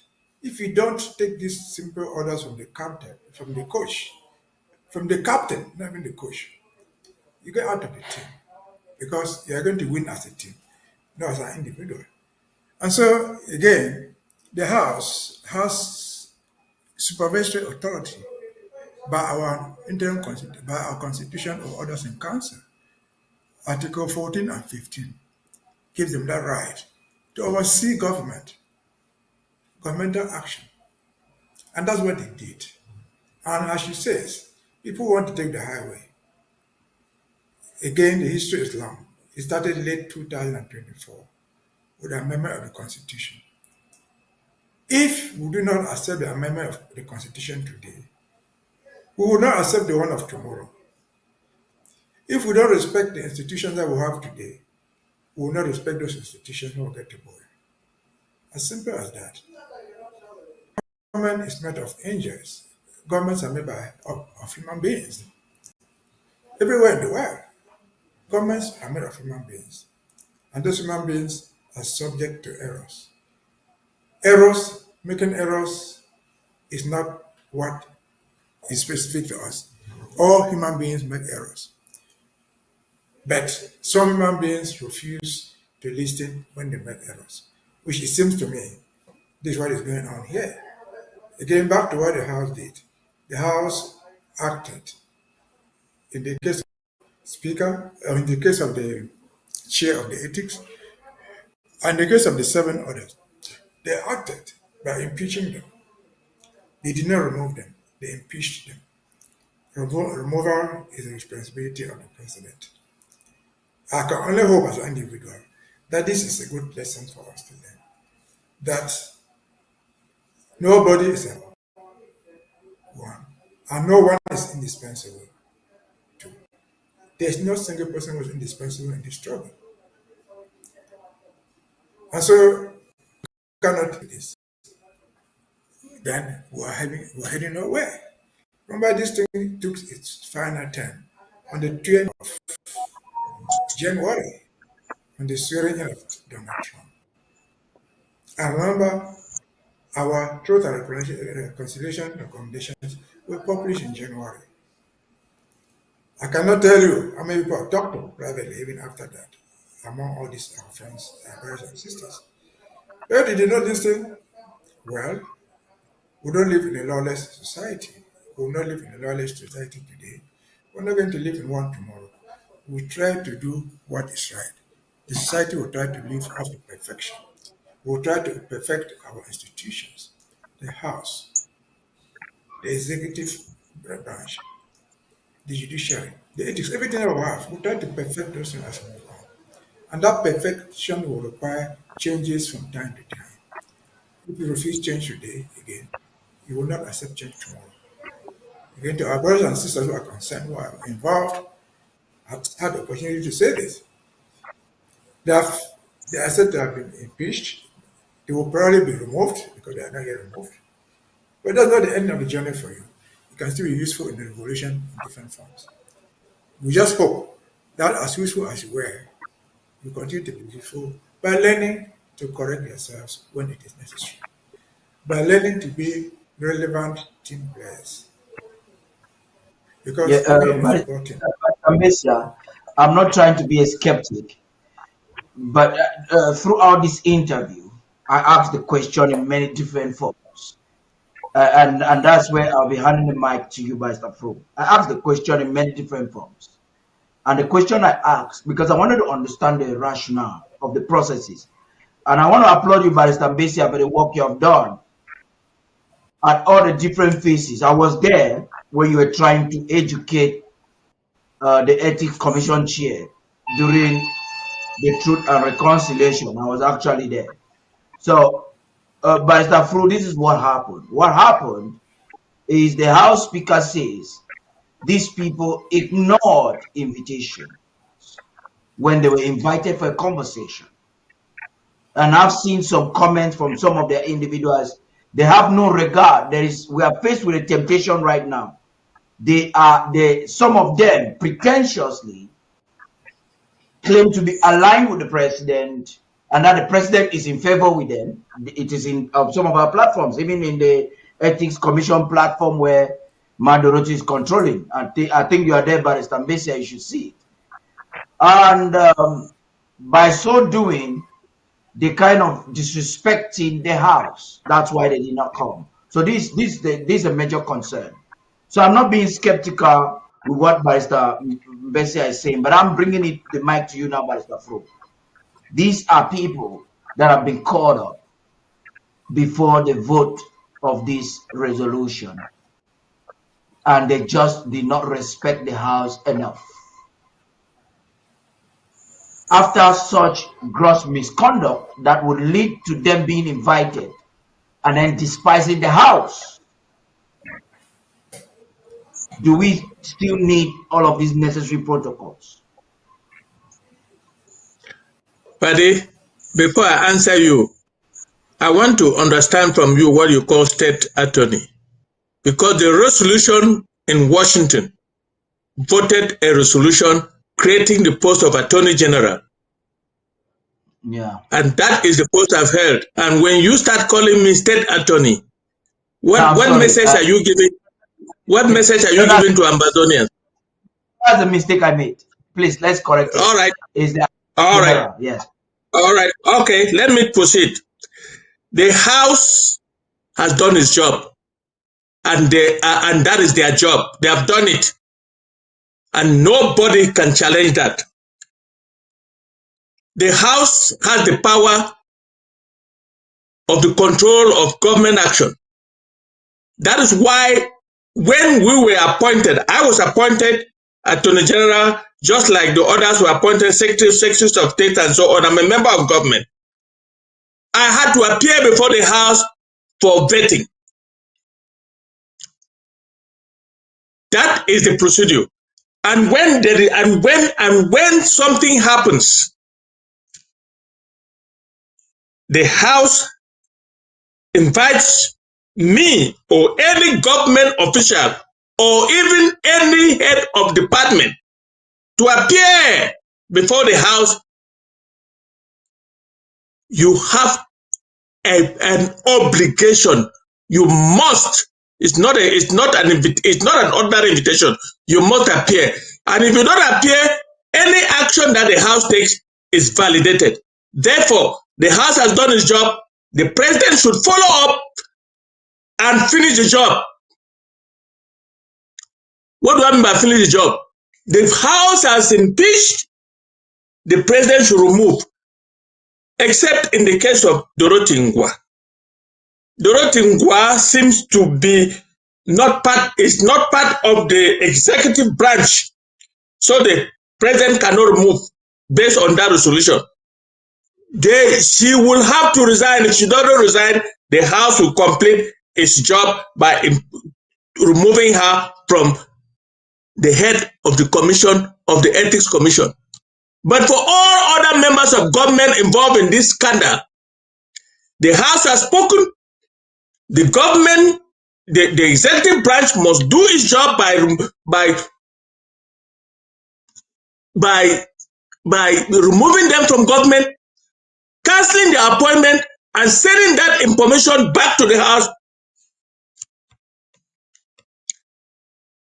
That is how government works. The House is a legislative branch. It controls government action. So the president must now follow up and remove them and inform the House. Dorotingwa, you should resign as is recommended in the resolution. If you don't, the House will follow up and complete your impeachment. Because technically you are not a member of government. You are under the judiciary. So the president should now issue an executive order dismissing, based on that resolution from the House, dismissing all the members of government involved. And I, as an Attorney General, if there's no prosecution to do, there is nothing I can say. But if there's a recommendation for somebody to be prosecuted, while we don't have the courts and so on and so on, I will take that under advisory, put it in the database, and when we finally get our country, I will revisit it, or the man or the person who will be taking over me will revisit it and prosecute. That is all I have to say, Paddy. Is there a technical problem or what is going on? I'm not.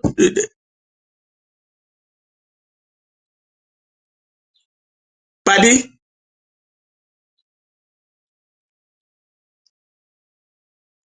Paddy?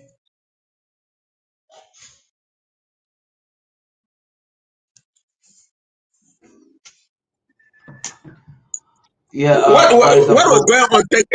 Was there something technically? No, that's okay. Everything is good now. I could hear you. I heard you very loud and clear. I heard your explanations. I would think those explanations are legitimate explanations. Here is the question. So you have explained everything you have explained, but there's something that the both of you probably you have responded to it, and I don't get it directly.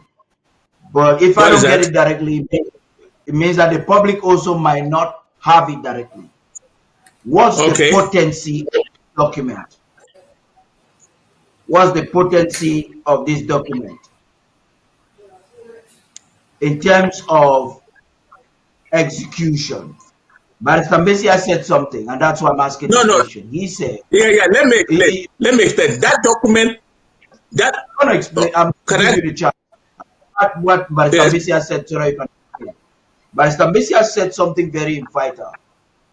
He said, the president, the House can only make this as a proposal, if I'm not mistaken, and it is left for the president to take action as far as this document is concerned. No, let me say something different. Okay, that document coming from the House operates like law. The House is the legislative branch. They have produced that and given it to the president. It's not a recommendation. It acts like a bill, but it's a recommendation that must be enforced by the president. It's not a recommendation. The president cannot flout that recommendation. He is not allowed to flout that recommendation. Otherwise, the House would not have validated the appointment that he did.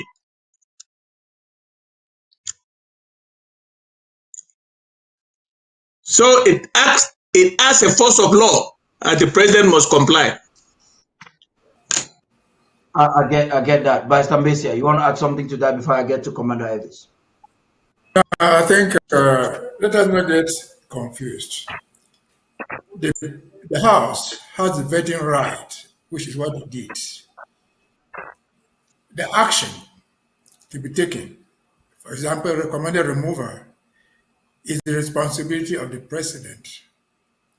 And this removal includes, with emphasis, the chairman of the Ethics Commission.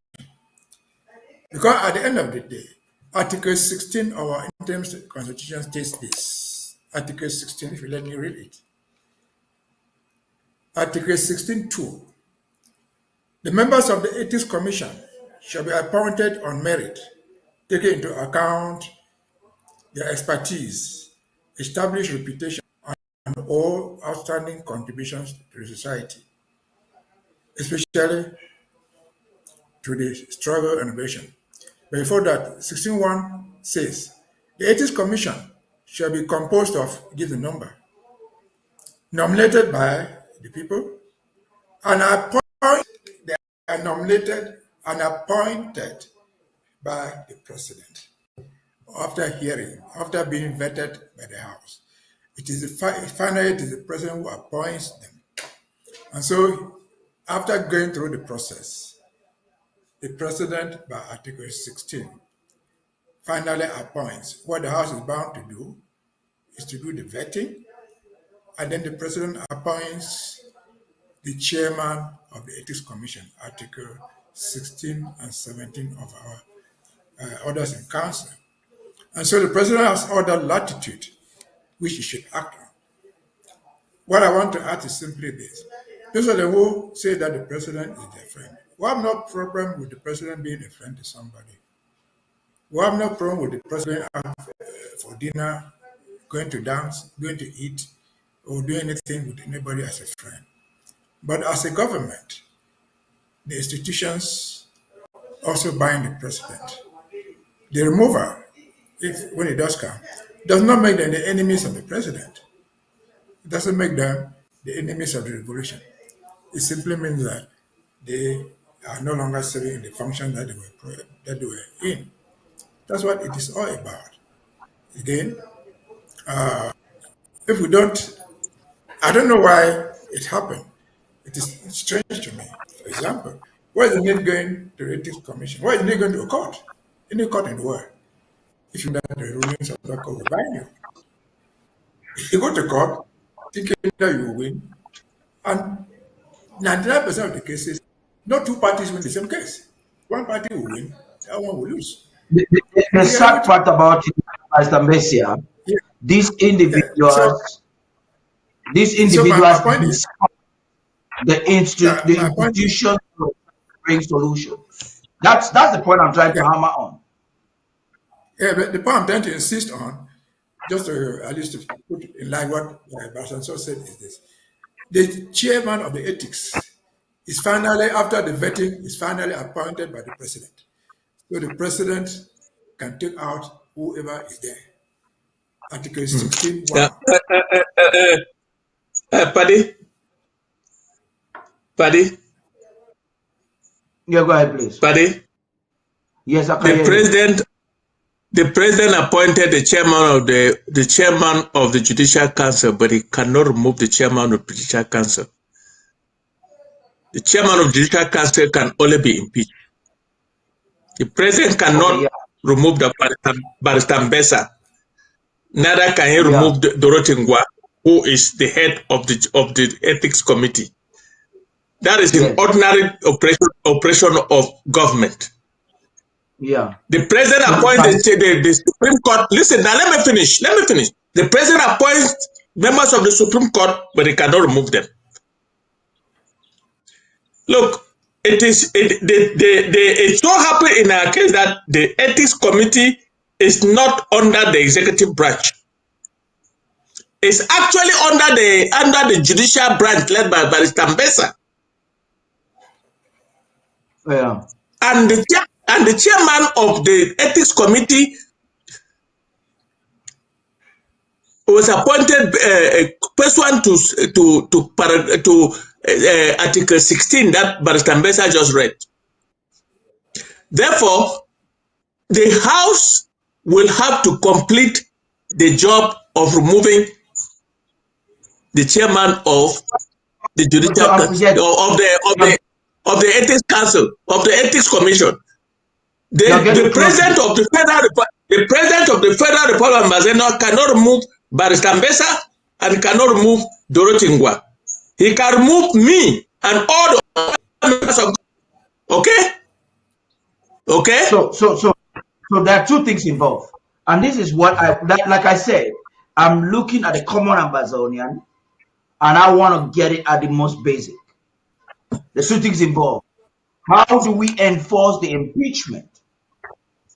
Number one. No. Number two, how do we ensure removal? Now the impeachment, like you said, the House is go for. No, but some point of order. Okay, yes, please. I think that debate is over here at this stage.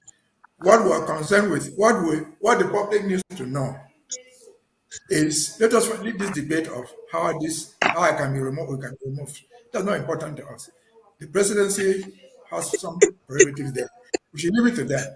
What the public is interested to know, what our followers are interested to know, is not the procedure on how to remove them. They are interested to know what went wrong. Why did what they did? That's the education the ordinary citizen wants to know. And so the technicalities of how they are removed, pro and cons, is not relevant at this stage. Because it's not you and me that will go to enforce the president. To agree with you, I would say, we need, because of the sensitivity, we need to be careful with the information public. Yes. Yeah, but to some extent, you'd understand why the people are sensitive and they are worried. This matter has been for too long. We could give ourselves excuses. Let me just make this point, please. We could give ourselves some excuses that maybe it's because of the time of the revolution. We've had many other situations in the revolution. Paddy, I forgot something. Let me just finish. You're going to speak. No, I forgot something. If you don't allow me to remember it, I will. Look, Dorothy Ngwa is finished. He has been impeached by the House. That is the end of the story. Continue. Okay. Yeah. So what I was trying to say is, I have been in the struggle since 2016, and at least I am not one that it will be told about the history or the unfolding of events at every level, from what happened with Skakuf in Nigeria into transformation with governing council and interim government. No, that's a history that we're writing collectively. What happened to the scoopers and meat in Taka? I think what is happening now is kind of strange. And I have brought this a couple of times because I'm worried about it, like many other Ambazonians. And the excuse has been that because of where we are now, things have to be done differently. I asked the question to the Speaker of the House, and I'm going to challenge the both of you as authorities of government. What lessons have we learned in this particular situation? Because as we speak, it's not yet done. You're now saying that the road to Ngwa is done. But that is not what it may seem from what we see around. We still have, especially the cabinet members. The last time the president mentioned in one of the town halls that the counties that are not functional because their leadership is non-compliant to protocols of government will be placed in state of emergency. We've not had a follow-through on that. I'm very critical on this because it's, in my opinion, which I am very strong with that opinion, I said that in an audio in January, I think the situation is cancerous. And best way of treating cancer is elimination. So All I'm right. asking the question, the follow through on all of this. First of all, the counties that are non-compliant affecting collective work within the county folk, and the members who are still there but antagonistic to everything government. They want to do their diplomacy their way. They start by criticizing the efforts you're doing for TPS. They want to do everything their way. So it's a major concern. And this cannot be discussed waveringly. And that's why I'm insisting. So I'm bringing it All back to right. the both of you. Yes. Who goes first? Barrister Mbeseha or me? You both should decide on that. I All don't right. want to. What I would say is that what I would say is that Paddy, to help you relay your fears, we are working on the bill to send to the House to place those counties on a state of emergency. The president will act. It's not a question of when, but he will act. Okay? Now, we are now a government. We must be seen to act like a government. The House is a legislative branch and it has its powers given by the orders in council.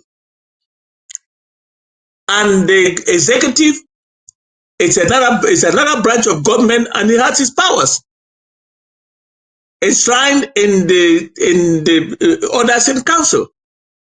The Judicial Committee is an organ of the government, is a third organ of the government, state branch of government, and it has its powers and its functions. And under it, the Ethics Committee, which was thought to be important, has been annexed to the Judicial Council. And they have their functions. So, in my opinion, the president will have to execute the recommendations of the House as it concerns all members of government.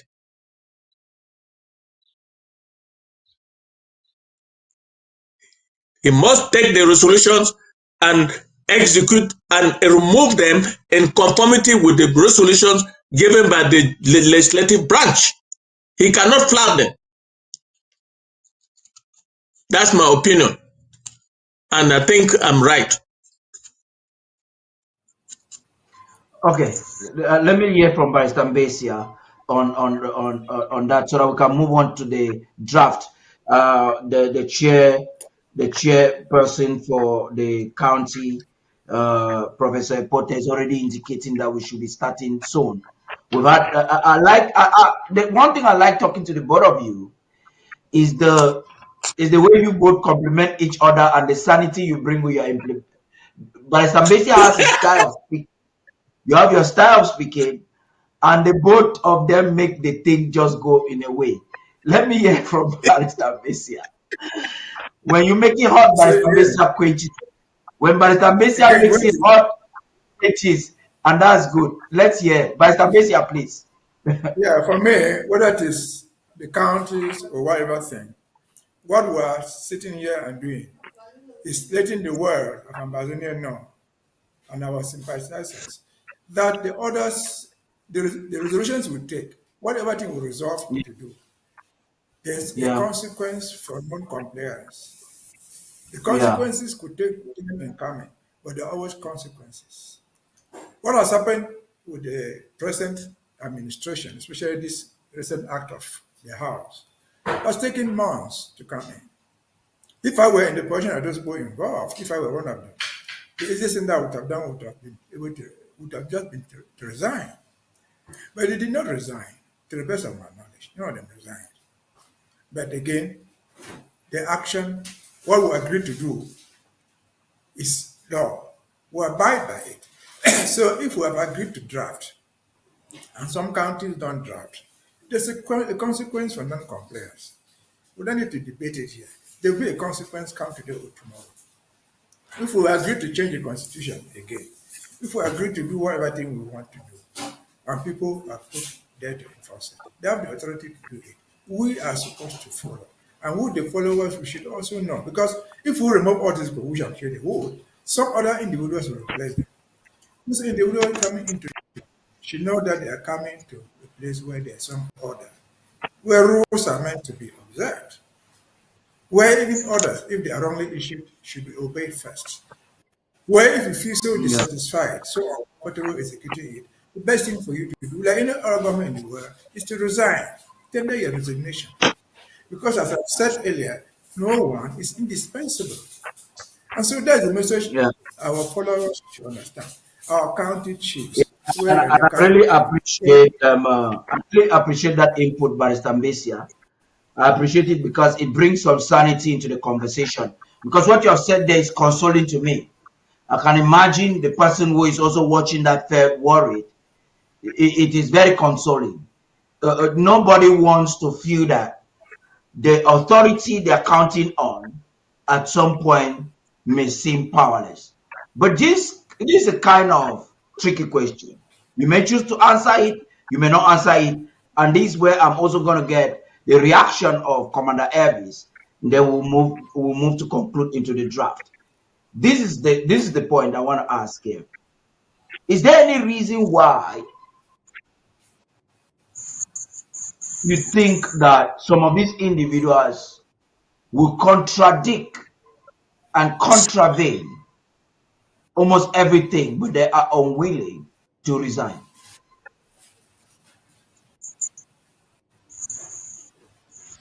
By example, Paddy, let me tell you something that you probably have, it has passed and you have not seen. One county chair who was also recalcitrant just resigned from that county and from her LGA to back up what Barrister Mbeseha was saying. Am I clear? okay, I got you. One of the you know the county that a county chair resigned without saying so, all saying that I'm tired, I have to hand over this, and now the meeting is being called by the deputy county chair. I happen to come from that county, so I'm just letting you know that the effect of resigning, some of them have affected it. But those who do not want to resign, they want a fight. They want a fight with this government. But this government is not going to fight with them. This government is solid now more than before. We don't have to fight. You refuse to resign, the House has spoken, and you will be removed. And you can go where you want to go, but we consider you still as a fighter in this struggle. You don't have to be a Yeah, member of government to be a fighter. we have just 5 minutes, and I want to give that 5 minutes to Commander Elvis to tell us how this whole thing affected his blog and to usher us into the draft this evening. Commander Elvis, please. You have been following very closely. Talk to us. Yeah, Dr. Putty, thank you very much for that opportunity. As you know, these things somehow are intertwined. I watch some of those things like somebody watching a Nigerian movie. Because at this point in time, I know that a lot of this nation building and a lot of people specialize in the various departments. As for me, I am concentrating my efforts in making sure that our Ambazonia State Army have what it takes to defend our people. Meanwhile, the founding where the blocks are being built for other principles that hold our foundation strong, like the ethics committee and or the judicial committee. But for now, I really don't have that much to say. I just appreciate and admire the work that they do there. That's why when I share the stage with the barristers, I'm very pleased to tap into their knowledge. And I think Ambazonia is developing and growing into a wonderful nation with all pillars coming together as strong as they are to make sure that we stand strong and stand the test of time. Right now, we are looking at this draft, launching this draft. That is what matters now to us the most at this particular juncture. And we cannot go without, again, thanking the Ambazonian people for their continued service and sacrifice to our great nation.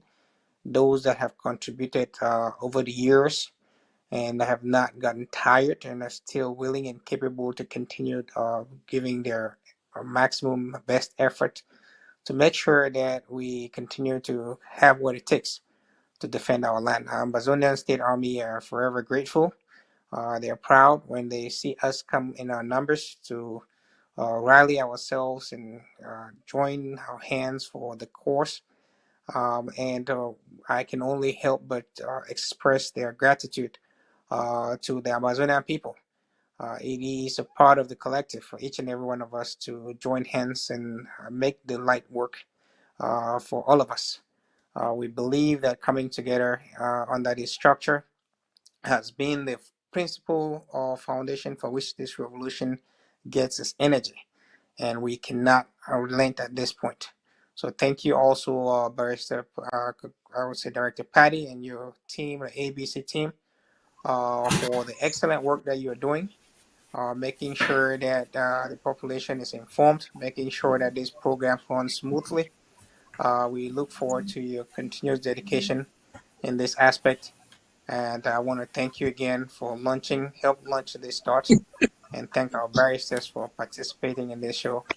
As I also send my gratitude from the Ambazonian State Army and the ANSC to the Ambazonian people, and we rally on all. So now is the time, come one, come all. Let us hold hands one more and continue our march. We are closer today than we were a couple of years back. And with your help, we would go through the finish line in no distance time. So thank you again, and I yield. You have to give me like every time a 25 gun salute, thank you, because like it is said in our local parlance, monkey the walk, baboon the chop. I'm working and anyway. So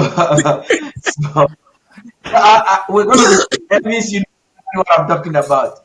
So you are the one bearing the fruits while I'm seeding the ground. That's all good. Anyway, thank you all, Ambazonians, ladies and gentlemen, for tuning into this very important segment of the program. We're going to have a transition, and I'm calling on all those who are watching us on Facebook or YouTube to log into the Zoom. The Zoom is everywhere. The meeting begins on top of the hour. Stay tuned. The number one most important thing for every Ambazonian to do right now is the draft. We stand at the threshold of an existential struggle, a pivotal juncture in our proud history that brooks no failure, tolerates no hesitation. So we will draft incessantly, individually, within the warm, vibrant tapestries of our communities. We will draft. We must draft.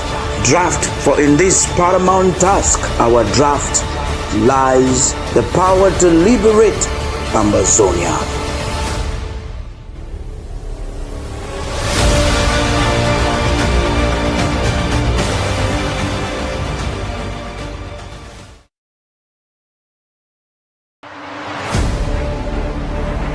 The number one most important thing for every Ambazonian to do right now is the draft.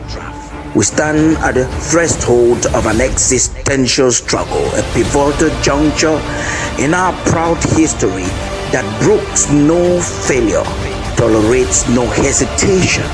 So we will draft incessantly, individually, within the warm, vibrant tapestries of our communities.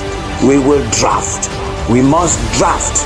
Draft, for in this paramount task, our draft, lies the power to liberate Ambazonia.